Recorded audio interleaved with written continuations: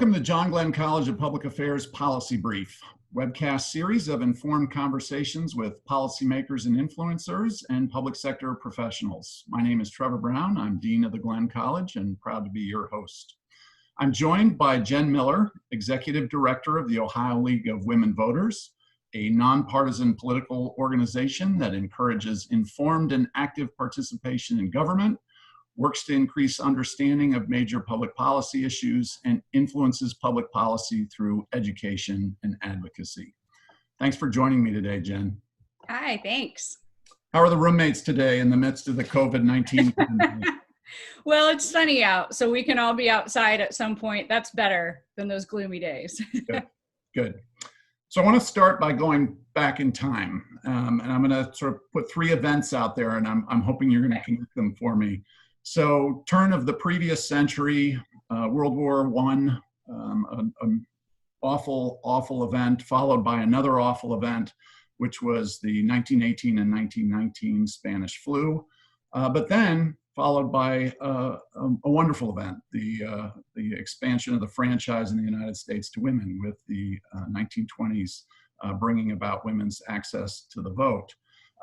Are those just dates on a timeline, or is there a connection between the last one and the first two? Yeah, well, first I would say that war tends to bring about social change. So after the Civil War, we saw, Reconstruction era amendments. After the First World War, of course, we are seeing the 19th Amendment. And then really after World War II, we see the Civil Rights Movement. And so there is this sense that when we have these major events, and I think the pandemic would be a part of it, that we really begin to imagine ourselves differently as a nation, and we rise to the promise of the nation. What is it about the war and the pandemic that sort of opened people's minds to the possibility that women should be given the ability to vote? Right. Well, and actually, after every war, there is greater kind of participation by women in various parts of the public sphere, right? And that in part is because men are fighting more. So then women are, for example, in World War II, working in factories, or really in World War I too, like doing a lot of the work, really caring for the home front. And then I think both women and men have to then admit to themselves that women should have equal access to the government as well. A lot of women buried their sons, their husbands, their brothers, their fathers. And I think at this time, really through the early 20th century, women are seeing that the issues that matter to them, whether it's education funding or clean water, I think there were just cholera outbreaks right before World War I too, that for them to really have what they wanted in life, they needed to participate in government. So this is a silly aside, but it's the suffragist movement, not the suffragist movement here in the United States.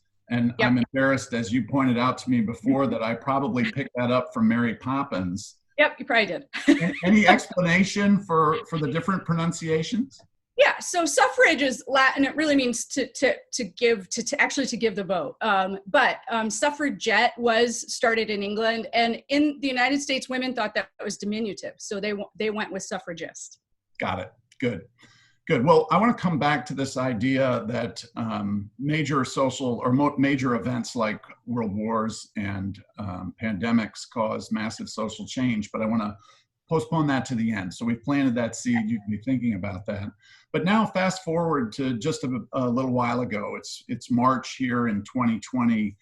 We are scheduled here in Ohio to have a primary.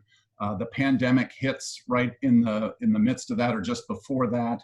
Right. And we get some confusing signals as voters from our elected officials and leaders. Go vote. No, don't go vote. So right. You guys at the league are very active working with our elected officials. Take us through that a little bit. What happened?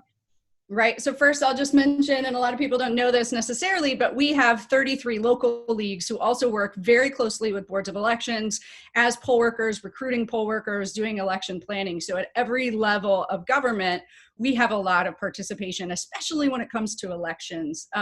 And so let's keep in mind that there were no confirmed COVID cases until about a week before. And at that point, it was really just one. I think it's hard to kind of get as especially as we know testing continues to lag, it was hard to know really how big of a deal this was, right? And as you know, the Secretary of State actually a good faith effort in setting out a new directive where the boards of elections would wipe down their machines after every voter. But by that point, because COVID had already hit in many places in the world and in the United States, those supplies were low. And so as we were coming through the weekend, boards of elections were struggling with basic things like getting hand sanitizer, getting alcohol swabs or Clorox wipes. And it was becoming more and more clear by the day that we weren't going to be able to host a safe election in terms of health of poll workers. And a large majority of our poll workers are older, so of that at-risk group, as well as just voters in general. And this was got to be a complicated spot, right? Secretary LaRose, he wanted to have this election. This is my favorite day of the year is election day, right? But we were starting to realize that there was a big problem. But there's a gap in Ohio's law where there doesn't really seem to be, I guess it's probably up for interpretation, but the common interpretation is that there's no room for adjusting the schedule, the election schedule, that has to be done by the legislature who's home, right? So now there's trying to get the legislature, it's one thing if they're in session, right? But they're home because they're now isolating. And so there's no way to really get the legislature. So we have a situation where there's this back and forth. There's several lawsuits. There's wrong reporting of a lawsuit where. Pause for a second. So I'm curious, in that moment, who were the actors then? Like you just said, we excluded one. The legislature was just not present. Yep. But the three that pop to mind are Secretary of State LaRose, Governor DeWine, and Health Director Acton. Yes. What, among those three, how do you understand that the decision making took place, and what do you think? Do you think there was this weighing of democracy versus health, or was it just wait a minute? There's an epidemic raging. We got to shut this down. Right. So on Monday, Dr. Amy Acton, late in the day, I believe it was Monday, called Secretary LaRose and basically said, we can't have any more than 6 to 10 people in a room. Well, you can't run an election that way, right? And so at that point, we were kind of out of options. And so I think, what Secretary LaRose did, they tried to go to court and argue that this needed to happen. The court didn't actually stand with the secretary. Some news reporting thought that the court had granted this extension of the election, but actually hadn't. So then you have boards of elections sending late at night on Monday emails to their poll workers telling them not to show up, and then saying, oh wait, you do have to show up. And it was just this overall chaos that was incredibly unfortunate. And then Secretary LaRose set June 2nd. The legislature said, no, actually, you can't do that. As we said, there's this gap in Ohio law. And so then they set April 28th. And so we are now on our third date for a primary. And we need to understand that confusion is the number one reason people don't show up to vote. And so this has got to be the most confusing primary, or the most confusing election we've had in a long time, modern history. So given that your organization is driven to increase participation in the electoral process, talk to me both about what steps you were trying to take during that time, and sort of what is your position on this now that we're in the midst of the primary coming to a close? Right. So, I was feeling more and more torn as we got closer to Election Day. I was hearing directly from poll workers and voting location managers that they didn't have what they needed to run an election safely. And I was really feeling like we were asking people to participate in democracy and risk their health at the same time. And that really was very stressful for me personally, because I just felt as though I was responsible for all Ohio voters. So we were part of these conversations throughout. We were also trying to find supplies. We continued to try to find poll workers as poll workers continued to drop out, understandably. If you're older, or you have a pre-existing condition, or you're just really afraid, right? So we were trying to be a part of the solution this whole time. I think what we regret the most is that this April 28th date really isn't that possible. And I think it was hard to really help the legislature understand that April 28th would be a difficult day to do a primarily vote by mail election. But the Secretary of State, the Ohio election officials, the League of Women Voters, a whole bunch of us were pushing back on April 28th. And that's where we are today. And it's been a really, really complicated election for voters. So let's talk in a perfect world. Vote by mail is increasingly used by a variety of states around the country, and we're getting a trial by fire of it right now. What's its best case? How is it supposed to work, and how is it compromised here in Ohio given the circumstances? Right. So first off, no one applies for a ballot. Everyone gets a ballot. Even in open primary states, everyone gets a ballot. There's a couple different ways you can do it. You can just have the ballot sent to you for the party that you're on the rolls, or you can have both ballots sent to you. You fill out one, you send them both back in, right? But everyone is sent a ballot. Number two, there's about 8 to 10 weeks from when the ballots are in the mail to when the voter has to return them. Number three, there's still voting facilities throughout every county, multiple, which means that you can drop your ballot off, or if you've lost it or it didn't come, or you spilled coffee all over it, you can actually go in and still vote provisionally. Right. So there's a lot of differences. And the way Ohio worked was we were going to try to do this thing in 4 weeks. Let's keep in mind that 85% of voters wait until election day to vote in person. So we're going to try to do this in 4 weeks. We're going to keep the application process, which has to be done by mail. It has to be done on paper. It cannot be done online.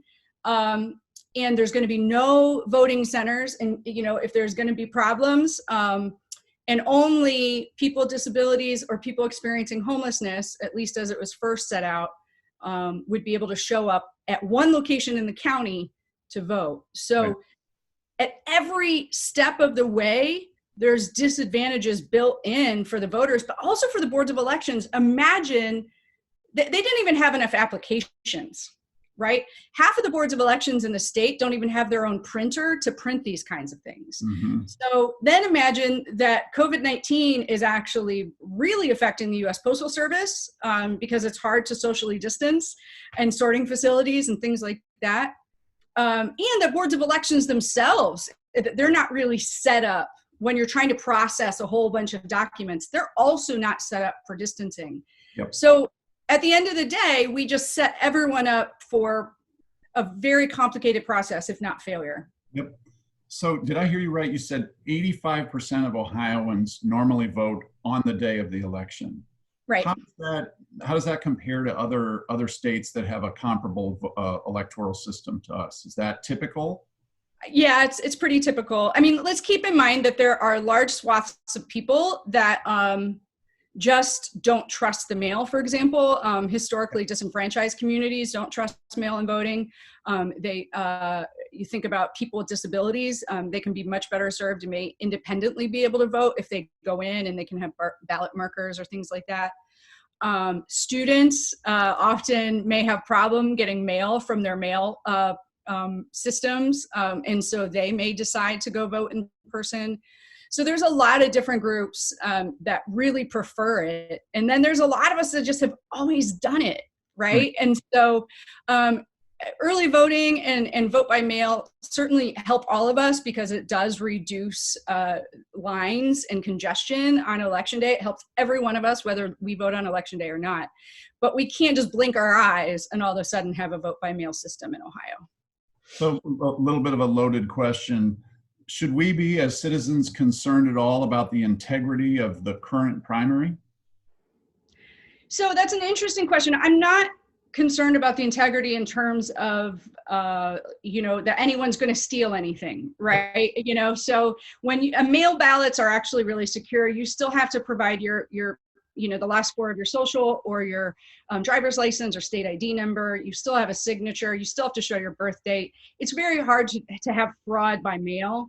And then in addition, we still have all of the kind of post-election audits and counting and things like that. And the Secretary of State has made a directive that that can be done digitally so the public can watch, where usually the public, at least the media and folk nerds like me, will go and watch those, right?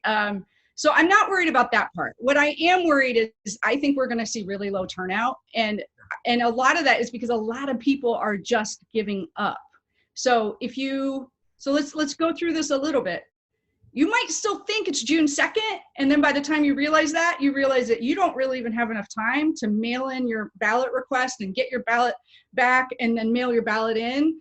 So you've got a lot of folks like that. I hear from Ohioans every day that the Board of Elections said that they postmarked their ballot to go to them like weeks ago, and it's still not there. So just a lot of confusion, a lot of frustration. And so I am worried, and I'm worried about certain populations. So I'm actually really worried about students. Yeah. Because students might have thought it was June 2nd, right? They got a postcard in the mail telling them it was different, but if they're registered at school and they're back at home or they're at a partner's house or whatever, they're not even going to get that postcard necessarily. Worried about seniors who are just, maybe they aren't really that comfortable with, getting online and figuring this out, never done it this way.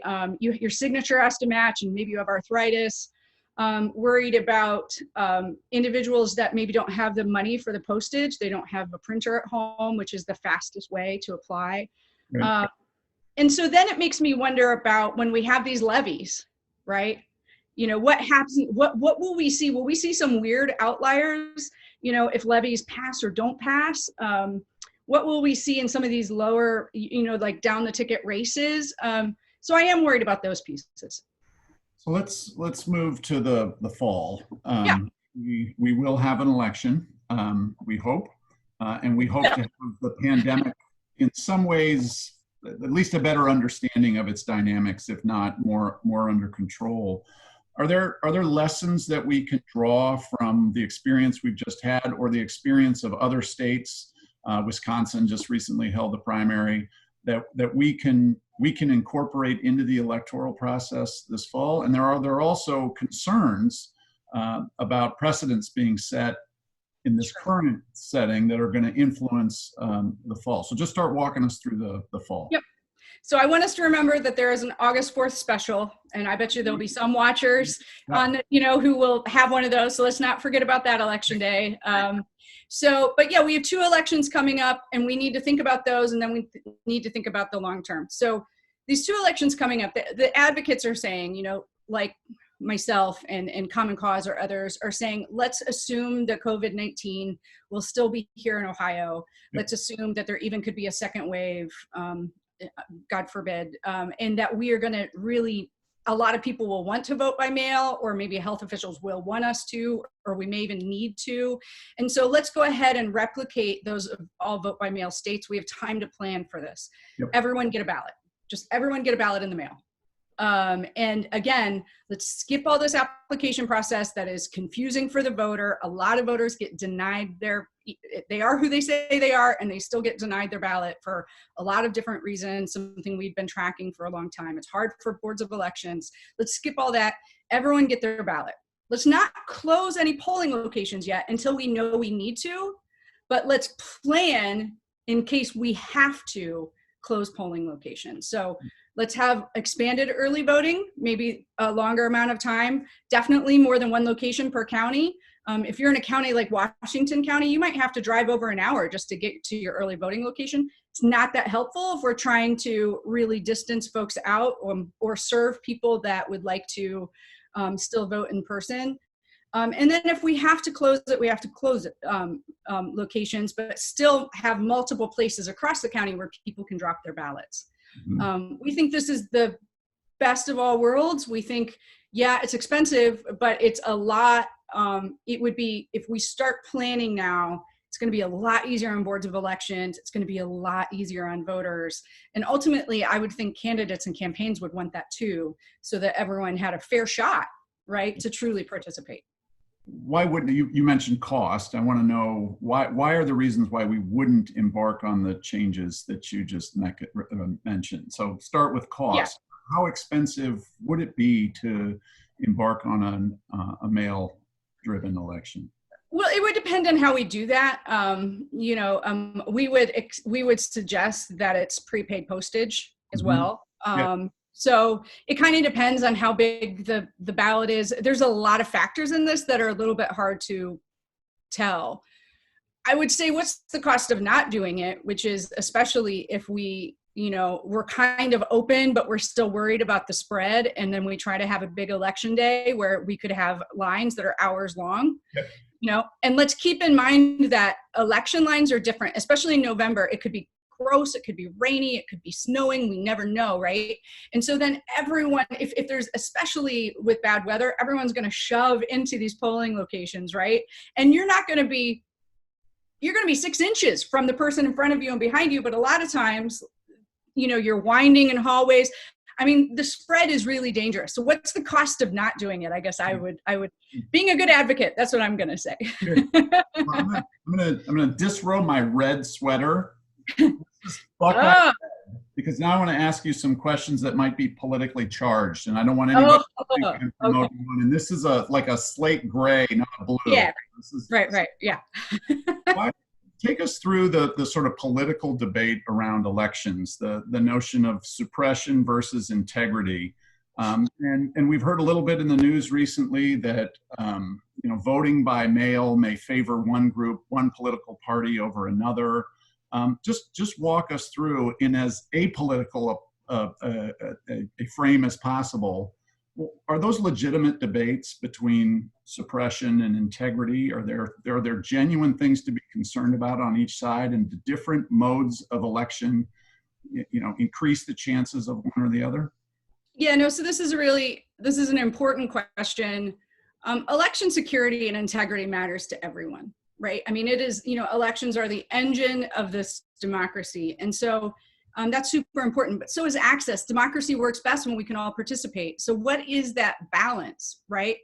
In terms of vote by mail, I mean, one of the things we hear a lot is fraud, and I have to be super clear with everyone, and every Secretary of State we've had in the last 20 years has made clear that it's almost non-existent. So first off, let's be very clear. Republican and Democrat Secretaries of State have said over and over again that fraud is almost non-existent. And that continues to be the case, as we mentioned previously, in vote by mail systems. Stealing elections, in Ohio, we have just significant security, and Secretary LaRose has done a great job in this, I think in part because he's a Green Beret, so he thinks about foreign threats. We have really, really great election security. So even if we end up being on machines instead, those cannot be stolen, and no one should be worried about that. So I think there's just a great fear, and it actually is across party lines, this fear of election security. I think especially after we've seen kind of attempts by foreign governments and things like that, right? I can't speak for other states, but I can speak for ours that we're secure. The other thing I would just say, and it's interesting because the Secretary and I were talking about this the other day, there's no broad scale situation where when elections aren't working, they're not working for anyone, So, and I would say this is a great example where one of the biggest populations we're concerned about are senior citizens in this primary, and they do skew, a little bit more to the right, but we're also concerned about students who might skew a little bit more progressively. And so I think the truth is that we just need elections to work, and we need to take the politics out of it. And that's why we need to have organizations like mine, and academics like you, and news media that are just trying to figure out the best way that it can work. I want to ask a few more questions about the fall, and then ask some alternative threats to the process. So let's stick with the COVID pandemic, and let's say we were in person, and the vote by mail option doesn't occur, and we don't have the expanded early voting that you were suggesting, which would be a great thing to have. Let's say we don't have those things. What kinds of things do we need to have in place to make sure that in-person voting will be safe in the fall if COVID is still present? You were starting to mention these things in light of the March primary, but what things would voters need to see in place to feel like, yep, that's safe, I can go in there and vote, not be at risk? Yeah, so we're going to need supplies. We're going to need safety supplies. I was hearing from voting location managers, which are basically the head of an entire polling location, could have multiple precincts, that they're like calling me and saying, Jen, I only have small gloves and they're not stretchy. They're not going to fit anyone. I have 20 alcohol wipes for the entire day. So we would need a lot of supplies so we could be wiping down the machines after each individual person. We would probably need to think about larger spaces. So if there were really big crowds that we could space people apart, we probably all would be wearing masks. And I think that would be okay. We wouldn't want to have probably a younger, an influx of younger poll workers who are less at risk for the most severe cases of COVID. But I also think we could ease the vote by mail process more. So this has been bipartisan.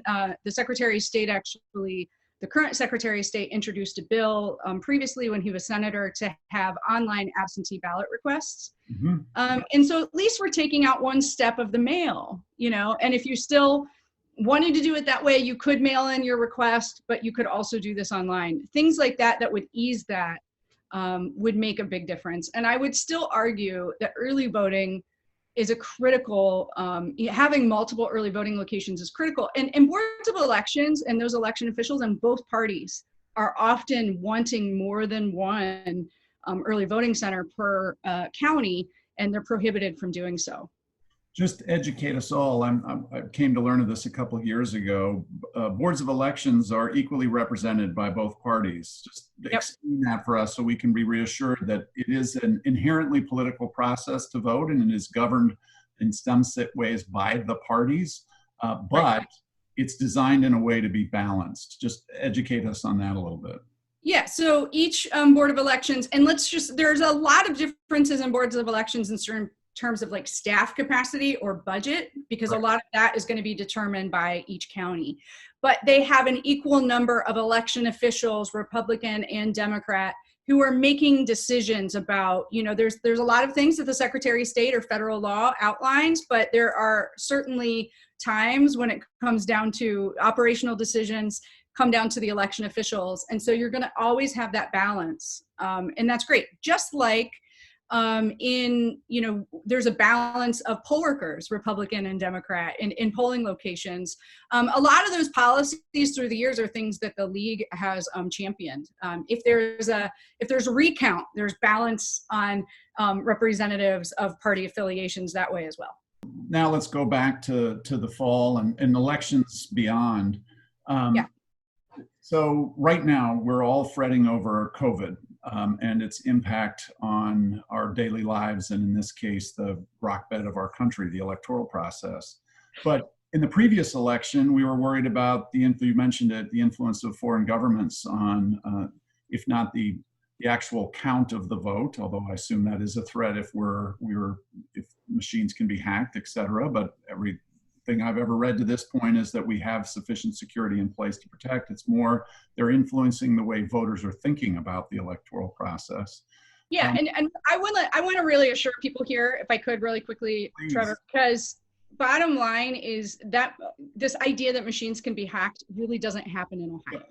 Right. And I just wanted to say that again because people are so afraid of that. Right. So yeah, go ahead. But before that, so we worried about the influence of foreign governments on the electoral process, and we were also having a statewide, if not national, conversation about gerrymandering. And so those are issues that are still present, and yet they seem to have receded from our thinking as we enter into the next electoral cycle. What's the league doing to try and keep those issues as top of the brain, or at least top of the brain on those governing the electoral process? Yeah, so gerrymandering, the league actually started studying how maps were made, legislative maps were made in the 1940s, which I think is just so fascinating that there was this thought even back then that whoever had the pen could really have a lot of power. We started fighting gerrymandering in the early 70s, late 60s, when Democrats had the pen. And now we know that Republicans in Ohio and other states have had the pen, and it can. We've had what I'm saying is we've had a long gerrymandering problem. And the League has failed many times to bring reform to the people through ballot initiatives, finally winning in 2015 and 2018. And so the first thing is we are tenacious and we never give up and we never stop. So that's not going to happen here. COVID, there's nothing that could stop the League of Women Voters from fighting for fair maps, right? So that's first off. But right now, of course, we're in the middle of the census. And we do have, and the census is the basis of our maps, right? It'll help us determine how many congressional seats we will have. It will help us determine how big the congressional districts are in terms of population, as well as the state Senate and state rep seats. And so we certainly need to have everyone participating in the census, and we're talking a lot about that. Good. We are concerned about the delay. We understand the need to potentially delay the results of the census coming into states, but that shortens our time frame even more in terms of making maps. And when time frames are shortened, it's harder for the public to be participating in the process. So what we're doing today is we are already gearing up. We are recruiting people, everyday Ohioans, to be spokespeople and explain how the process works. We're creating our materials. We're working with scholars to think about some of the big questions like equal population or the Voting Rights Act, and how to make sure that we uphold that. So there's a lot of different things that we're doing, and for us, it's a 2-year process where we are a lot of behind the scenes stuff. We also next year will have a map contest, which we did 10 years ago, where everyday Ohioans can submit their own map. We'll actually provide the software online for free, and they can mess around with it, and they can just decide, I just want to see what I would think my district would look like, or all of Franklin County, and you know, how many would we have, and that kind of thing. Or they can submit entire maps to the legislature. So it'll be fun. That's part of what we're doing, is we're trying to convince people maps are fun. Good. Maps are fun. Voting is fun. We in Glenn College are big fans. Senator Glenn, supportive of trying to get young people to get engaged in the electoral process, particularly by voting. Yeah. So let's talk about that. Participation, you've made mention of it throughout. Why is participation so low? What explains that the drivers, and what can we do to try and increase participation?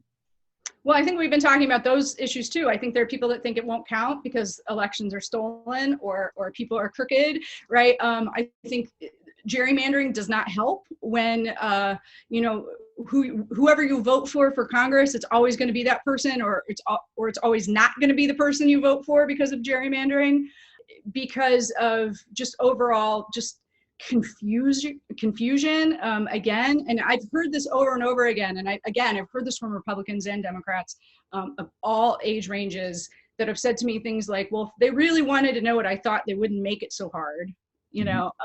So I think there's a combination of those things, and we have to, I think the more people understand the process, then the more they're willing to participate in it. And so that's our job. That's just our number one job. We demystify government. You demystify government among, you know, at OSU and among students and academic circles. I demystify government in the general public. And the hope is that helps people want to be a part of the process. Let's come to the end of this by going back to the beginning, which was the 1918-1919 flu, and then the following of the 19th Amendment and women's right to vote. Where we are right now in the midst of this pandemic, it's hard to see the good that comes out of it. But as you've pointed out, big, massive social changes like this bring about other kinds of changes to other systems, in this case, the political system. What do you foresee coming of this pandemic, both good for good or ill? Are there things in your world that you think there's an opportunity here to increase participation or the integrity of the accessibility of the electoral process? Or are you overcome with the threats and the worry that this will dampen people's participation? Tell us the scenarios you see in the future. We can't pick my line of work and be a pessimist, right? I'm certainly a realist. I have to be a realist, but I have to always find some wellspring of hope, because you lose a lot, right? And so I always have hope and I always have faith, especially I'm a proud daughter of Ohio. I have faith in the people of Ohio. I always have and I always will. So I do have fears, especially that maybe the legislature or other powers that be will think that the way we ran this election is just the way we can run them, which was really just wholly inadequate. And so then the hope is that the people of Ohio will join organizations like the League and push for reforms that work for everyone. I have concerns that people will be more angry and more distrustful of government because when that happens, there is a real chance of disengagement. But there also is a way of seeing how much government impacts our lives. And I think today more than ever, we feel government impacting our lives, literally, right? We are life and death decisions being made by the government, you know? And so if that's the case, is there a way to transform that into a fire for participating, not just as voters, but also as advocates? And so I think it's gonna be up to all of us to figure out our role and our part. Whether that's simply that we're voters or simply that we vote, but we also register our fellow students, or we're doing research, or we're participating in advocacy days. And so I am hopeful that as we see how precious life is and how hard things can be, that we will, just like we're getting creative about like programs like this, that we will get creative about solutions to our everyday lives, and that we will make government come along with us, right? Like government never just decides to do a thing, right? Like the Voting Rights Act wasn't just like someone was like, oh, let's do that, right? Like people had, you know, the same with the 19th Amendment. That really started in the abolition movement, started before Seneca Falls, right? So we have to make the government be responsive to us. And so if we're now understanding how much it impacts us in a very real way, maybe we'll decide to participate more. And that's my hope. Well, on that hopeful message, let's finish, Jen. This has been a lot of fun, great education for me, and hopefully for those out there who are watching this, that they learn both about the electoral process and the great work that you all do at the League. So keep it up, and I'll hope to see you at the polls in the fall. Yeah, thank you so much. All right.